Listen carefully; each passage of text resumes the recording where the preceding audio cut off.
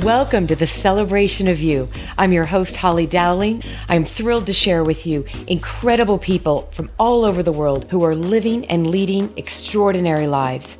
From overcoming immense adversity to discovering the secret sauce to leading with courage and grace. Their stories are going to bring you hope and inspiration. Now, let the stories begin.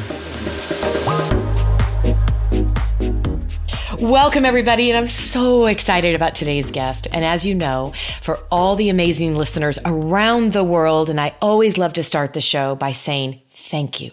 Thank you from the bottom of my heart, because you continue to be the reason this show continues to go viral.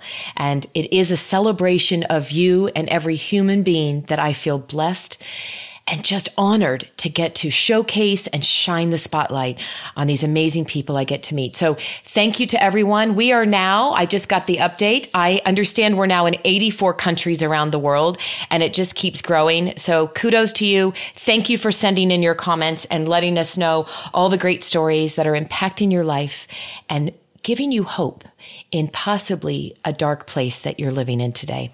So get ready, because I'm really excited to introduce you to my guest today.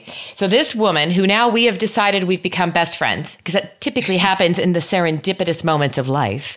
And I was very blessed to be on her show recently, The Woman's Eye, and I am delighted and I'm kind of blown away. So I'm just going to start by saying, welcome, Stacey Gualandi. Thank you for being with me. Thank you so much, Holly. This is great. I know it's kind of weird on this side of things, you know? I know. That's why I can't wait to tell everybody. So here's the fun part of this is Stacey's used to being the one interviewing everybody else. And can I just brag on you for a minute, girl? Well, I'm not asking. I'm just going to do it. You're going to do it? Okay. Sounds good. There is no... Give you permission. I'm not asking for permission.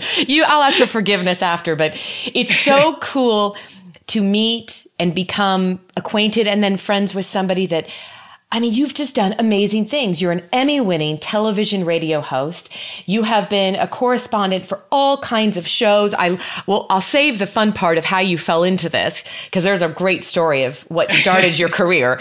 But you've done so many things. You were 8 years with Inside Edition.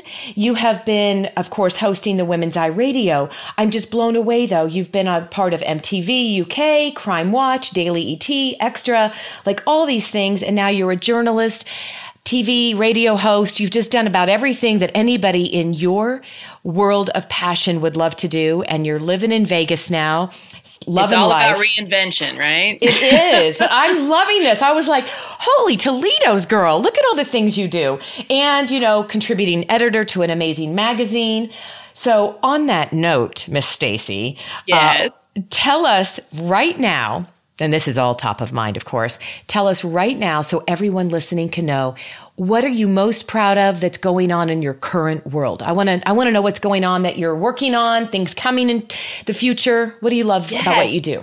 Well, it's funny because, for so long I worked, you'd always have long periods of time working on different shows and that kind of thing. And I'm totally freelance right now, which is extremely lifestyle friendly. And so it affords me the opportunity to do wear a lot of different hats. And so I get to do some freelance producing. I get to host the podcast. And I'm writing for a magazine right now, which, it's funny is I guess maybe that's kind of the thing that's most interesting right now, because it's something that's kind of been out of my wheelhouse, where I'm actually writing for print. And the magazine is called Deluxe Version. And it's funny because I had such a love-hate relationship with writing as a kid. Me and too. It's weird. Like, I hated writing, but I think for whatever reason that drove me to, writing for a living, which is extremely strange. But yeah, I think that's, where I really feel like you can kind of take sort of my TV experience and sort of run it through the little, magazine decoder and try to figure out how to really put a good magazine style story together for a magazine. So that's been challenging and it's been a lot of fun. And you get to meet all kinds of different people, which is the thing that I like the most, is when you've got a lot of versatile type of stories, that it's not all the same kind of thing all the time. So it keeps me out of trouble.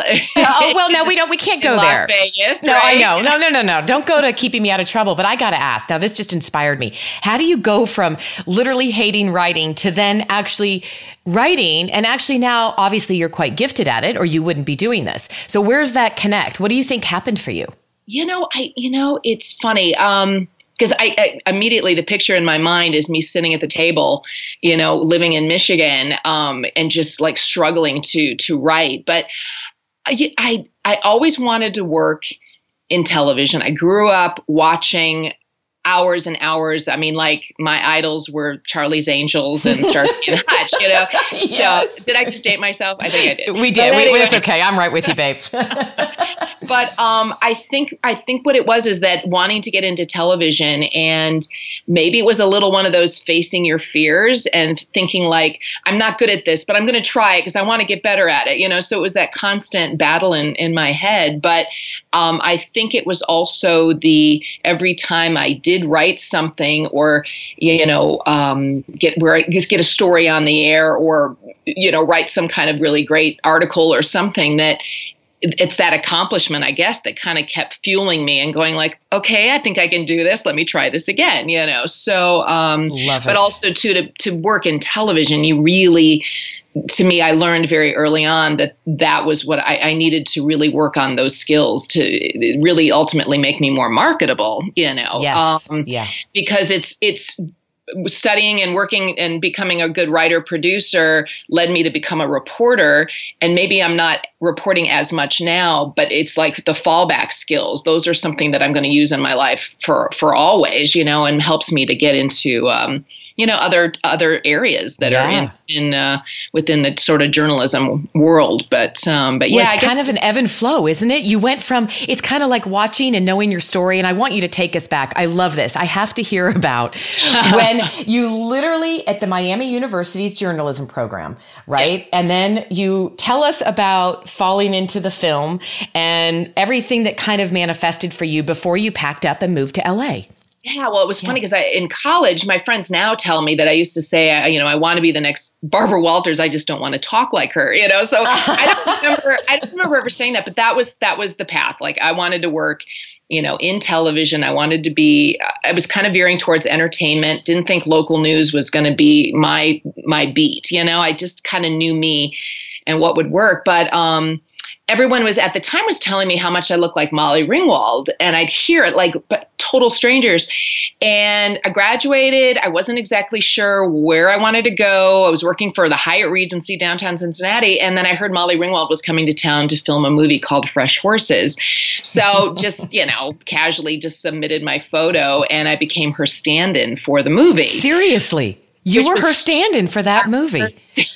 Oh my gosh. And of course, I was a huge, gushing fan of hers because of 16 Candles and Breakfast Club and all those movies. And, but I was like, God, if I only look like Cindy Crawford. No, but anyway, but it was great. It was such an awesome thing. And I think for me, that sort of sealed that decision to pursue entertainment reporting. I figured, okay, this is being on the movie set, meeting all the actors. It was Andrew McCarthy and Viggo Mortensen, who he was nobody at the time.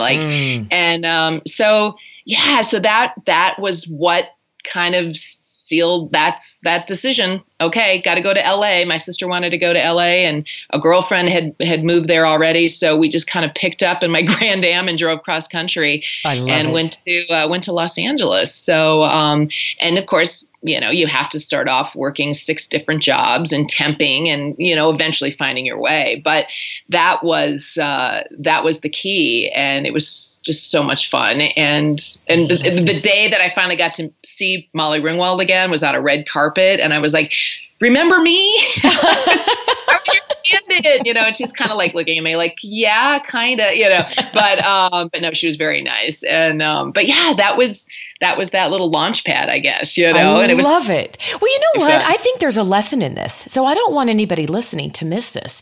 You see, and this is giving me the goosies for just a minute, Stacey, and that happens to me. But if you stop and think about this, the trajectory of what happened for the rest of your life, you took a moment that you didn't miss. You're sitting there and you're sitting, in the Northeast, and you're just like, or the Midwest, and you're like, Molly Ringwald's coming to town. What do I have to lose? I've been told I look like her. Like if you would have missed that opportunity, because, right, we think about things and so many times, and this is the one thing, if I can just encourage people, right? So many times you get the nudge to do something and then we miss out because we don't do it. It's time to stop overthinking things and take the nudge. If you had not done that, who knows how the difference of how things would have turned out.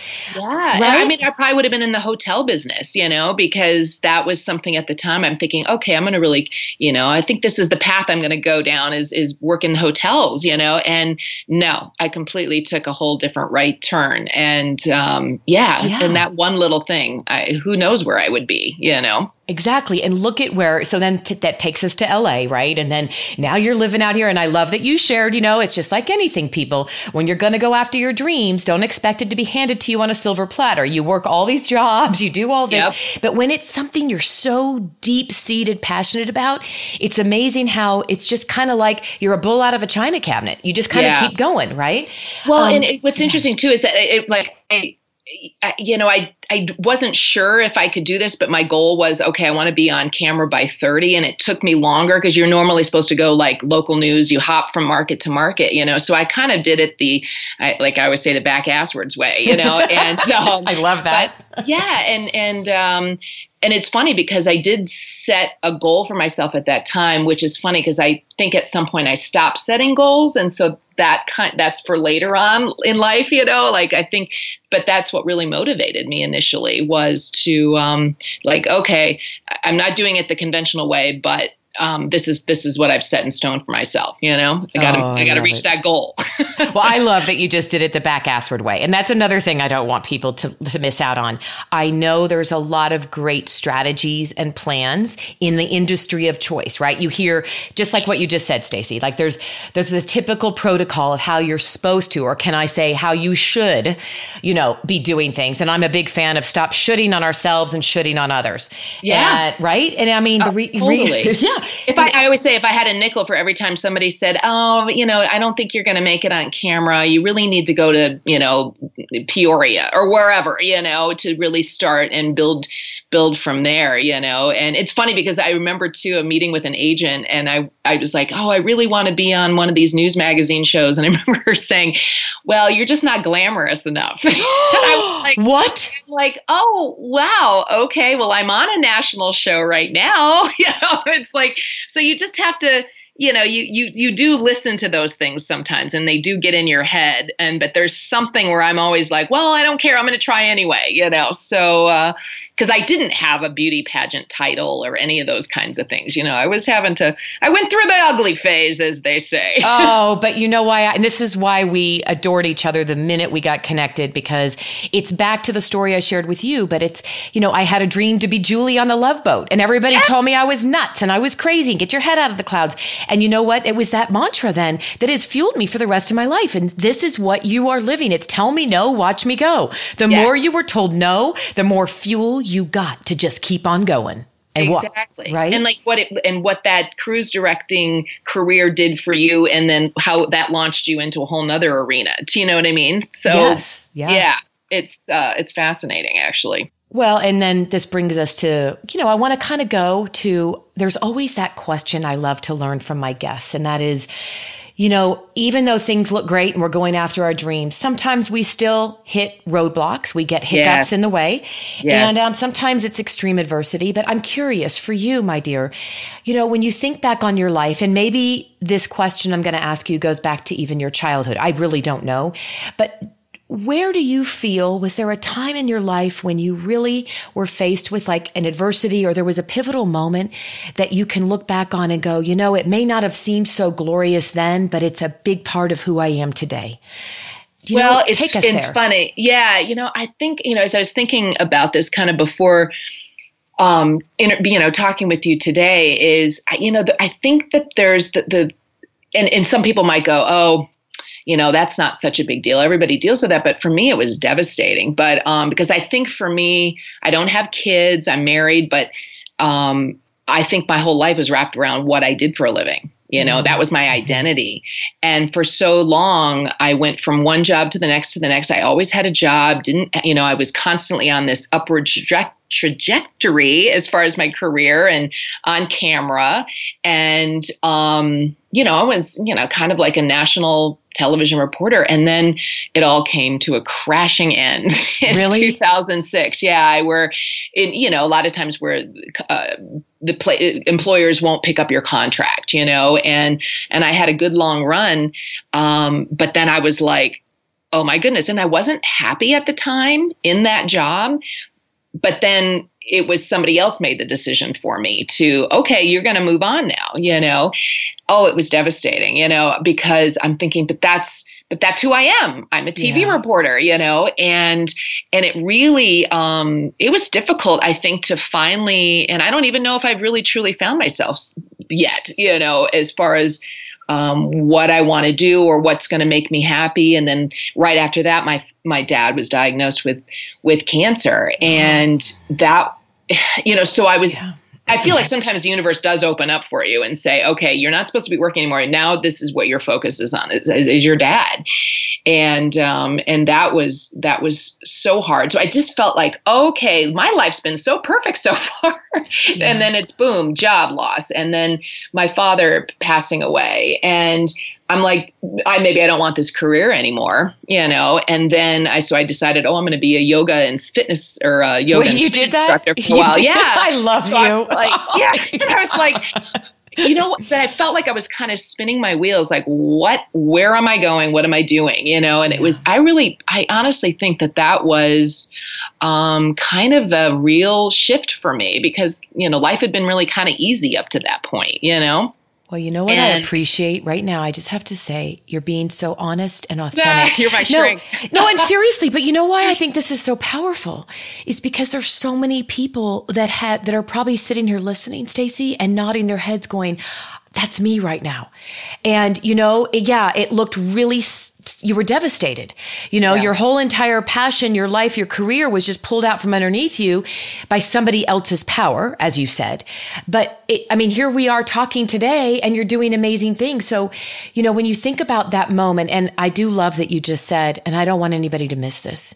Sometimes we don't get it in the moment, but the universe, God, life, sometimes has a way of opening up and making shifts and changes, but for a bigger reason. So like that timing for you and then to be with your father, right? Yes. Yeah. And it's because, up to that point, that's who I was this and that. And so it was really hard to sort of not be in that limelight, I guess, or the recognition and people do. It's something when you have a platform that people sort of respond better to that, I think, but it was very important, for me to, and things that people I had met and, things I had done had in some way helped me to help my dad too. And, but no, that's what I was meant to do. And I needed to accept that this is where I'm going to be for this period of time. And thank goodness, because if I had been working or whatever, I would have had to, I guess maybe had made a choice, on my own. And, but it's funny because it comes full circle because now I'm kind of back for that company now, which really? is really fun. Yeah. Seriously? So I love that. All these years. Yeah. So just now freelancing for them again. So, and it feels good now, where it feels comfortable. And, so that is very nice. But I think sometimes there is still that little thing where I feel like I'm not done yet. I feel like there's still something that I haven't achieved. And am I getting in my own way? Like, is there a fear? Is there something like, ooh, I faced the official, like losing the job, am I fearing that happening again or something? I always wonder if there's like some subconscious thing going on there, that maybe is holding me back, It could, and I love again that you're being so honest or I'm going to go to the and or part of this is I'm writing that down. Right. And maybe in replacing the fear, it's more of this yearning. Like you've obviously lived your life. You've lived your life. You are living life. You're never just putting up with status quo, Stacey. So I think the great wisdom that we're getting from you is that you're able to, it sucked. That was a really crappy time of my life. And yet you pulled yourself back up. Now, you know what I just heard you say? And of course it gave me goosies again, but when you just said, now you're back working with them and you're freelancing, what I just heard you say is the difference now, and probably the happiness that's coming to you and the joy is because you hold the power. When you freelance, you get to pick and choose what you want to do. Exactly. And I'm coming from a better place now. But you know, what's interesting too is like, and this is what I try to tell students, like, you know, coming out of Miami University where I went to school, you know, and trying to tell them, like, you know what, enjoy it as it's happening. Because sometimes I look back and I think, I don't think I appreciated it enough, what I was doing at that time. And even now when I work with people who are at the age I was then, you know, sometimes I feel like they're unhappy or complaining or bitching or whatever. And I want to say, you know what, this doesn't last for a long time, you know, so really embrace it as you're going through it, you know, and really, you know, be grateful for that. And I get mad at myself too, because I feel like sometimes I just took it for granted. Well, but that's human. You know? Well, we all do that. But I also think, I mean, there's something cool here too. And that is, you know, I'm a big fan of make sure that you consistently keep people around you that lift you up and inspire you and believe in you. Like stop spending time with flipping emotional vampires.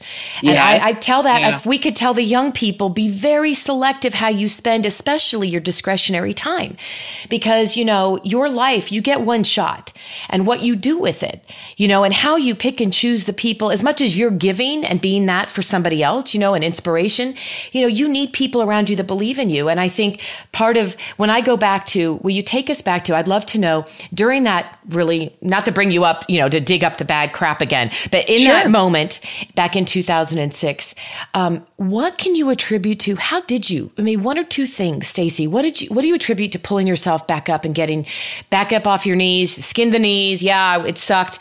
But what can you give advice on as how you pulled yourself back up and because of where you are today? Yeah, well, goodness. I'm just trying to flash back. I call it Newsheimer's. It's like we're working in this business, I start to forget things.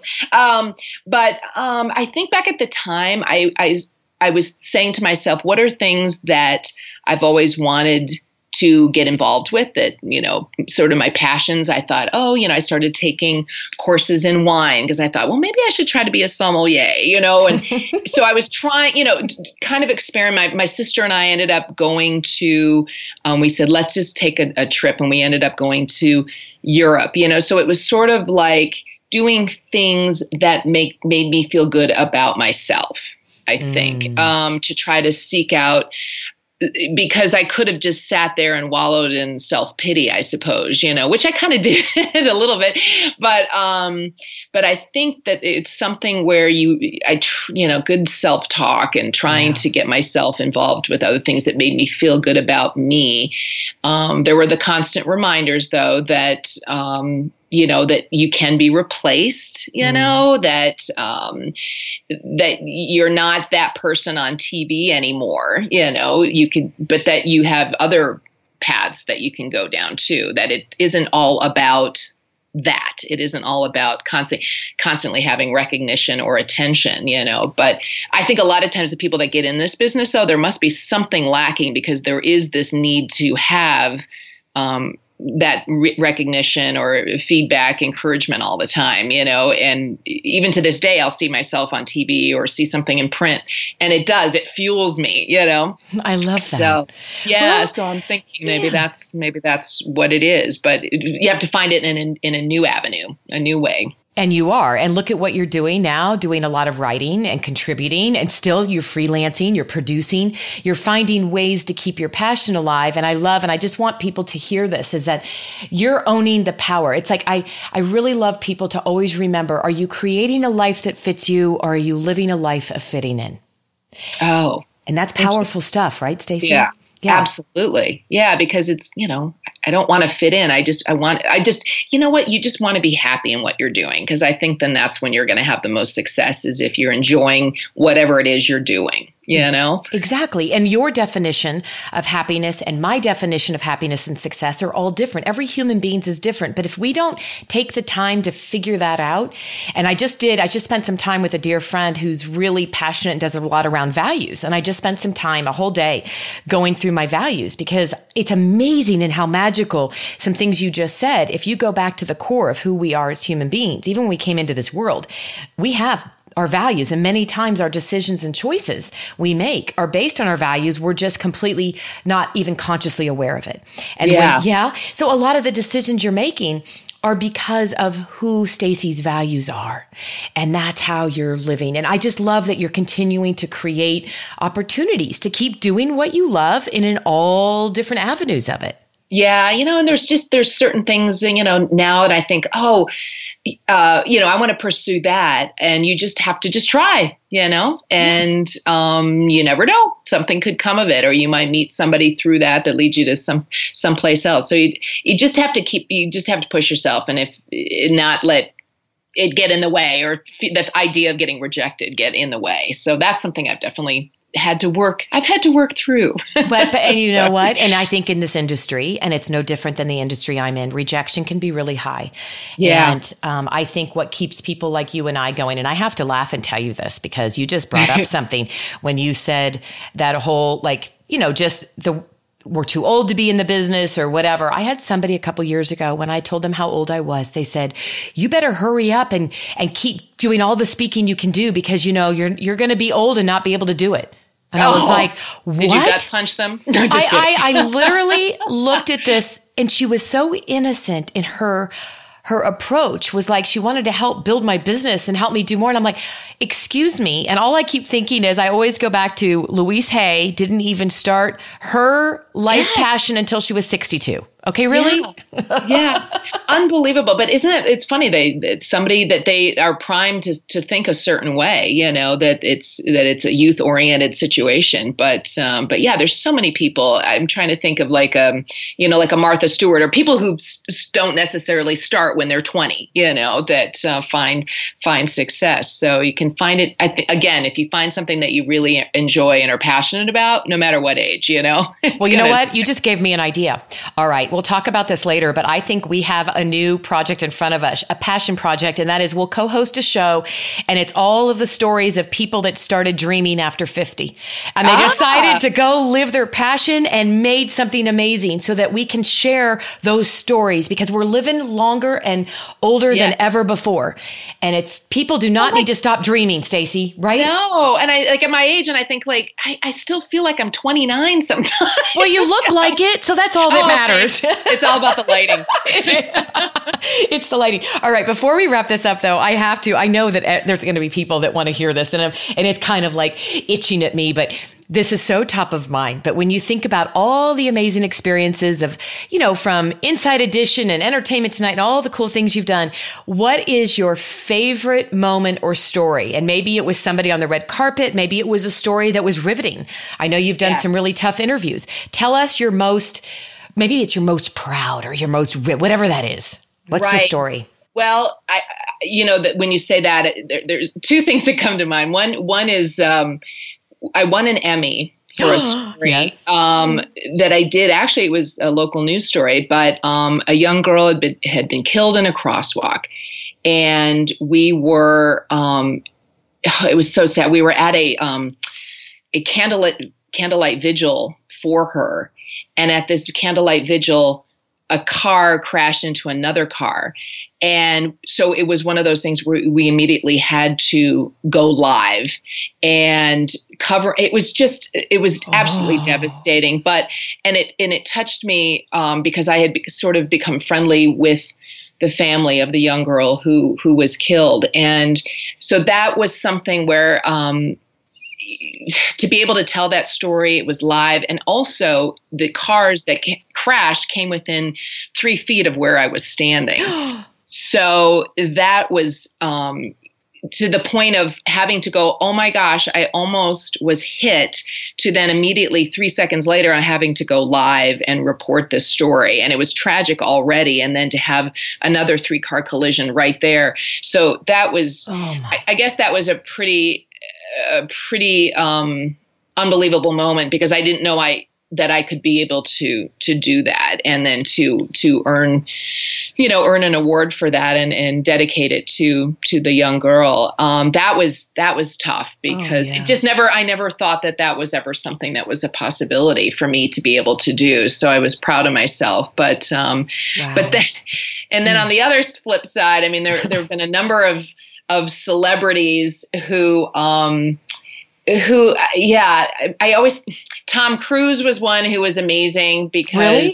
I love hearing that. Yeah. Well, because it was funny. I was just the producer at the time. The reporter who was interviewing him, she had to get up and leave. So I had to literally fill in for her at a moment's notice. And he was so gracious and very nice because he knew I was young and new and green. And so that was funny. And then, of course, there was a show I worked on called Strange Universe, which was like the Entertainment Tonight of the paranormal world. And going on a UFO expedition with a group of people who actually paid to go on a UFO expedition. Seriously? Yeah. And we actually, I know people are going to think I'm nuts, but one of the things, we're on a mountain, and I swear, I don't know what these lights were, but it was crazy. And so I think I saw a UFO, who knows? But yeah, so it's been, there's been a lot of crazy moments for sure. But you just got me. I'm dying right now. If you could see my mouth, do you know that I'm secretly fascinated with UFOs? I love Bigfoot and the Loch Ness Monster and UFOs. You were a part of that show. And I mean, now you've just opened up another whole can for me. A series. So you were with these people and you went out there, but in the course of doing this show and other paranormal stuff, did you have anything that you truly witnessed that you would say, my God, people, this is real? Oh, wow. God, I'm just trying to think if there was some interesting, oh my goodness. I know people had, they had alien implants. So they would, make you feel part of somebody had one on their neck. And so there was something inside there. I don't know. I'm just trying to think if there was one. You met somebody that had an alien implant put in them? Yes. And I'm thinking, wait a minute, this got to be something else. I kind of am skeptical. I'm kind of a believer as well.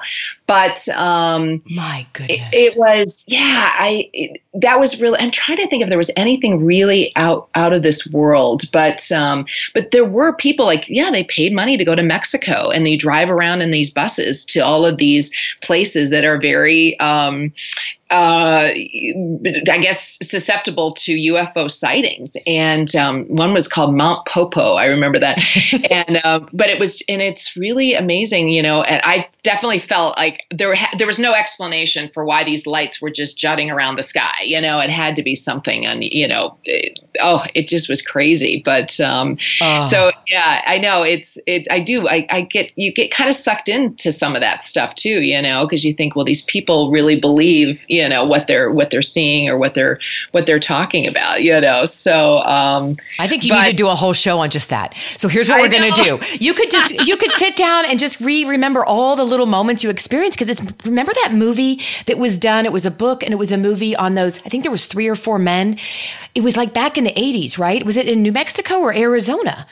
And it was the guys that went to they were doing logging and they went to go camping, and a UFO landed and they abducted one of the guys, and they all freaked out. Remember, they ended up being interviewed. Yes. You know what I'm talking about? Yes. I can't think what the name of it is, but yeah. I mean, I find that stuff fascinating, and that's why I wish that show had been on the air longer, because I love all those kinds of things. Just the truly out of this world crazy phenomenon, I guess. And but yeah, so you've been into that for a long time too. Oh, I'm always intrigued. I'm one of those people that sits there and goes, and my husband cracks up. He's like, have you been watching that Bigfoot show for so long? Have they ever found Bigfoot? And I'm like, no, but it feels like they're always close.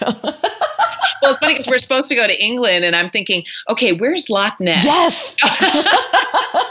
Please do that. Let me know if you end up going there, because I would be fascinated. I think we have another whole project in front of us, Stacey. I don't know what's happening. Lining them up. This is good. This is really good. So, and I've been doing my homework too, because you told me to write down a list of I love to, dream to. So I've been writing my list. So it's good. I'm good at writing lists. Checking things off, maybe not so much, but all right. Well, remember remember, and we'll tell everybody, Stacey is on a mission right now to rekindle her passions and really take this year to get, to go after more things you love to do. So I love that you did that. And remember, accountability, you're going to send me that list. Okay? Absolutely. Okay. All right. Well, will you do me a favor and just let everybody know if they want to reach out to you, follow you, learn more about you? Can you tell everybody how best to do that, my friend? Sure. I'm on Twitter and Instagram. Everything is at Stacey Gualandi, and my website is also staceygualandi.com.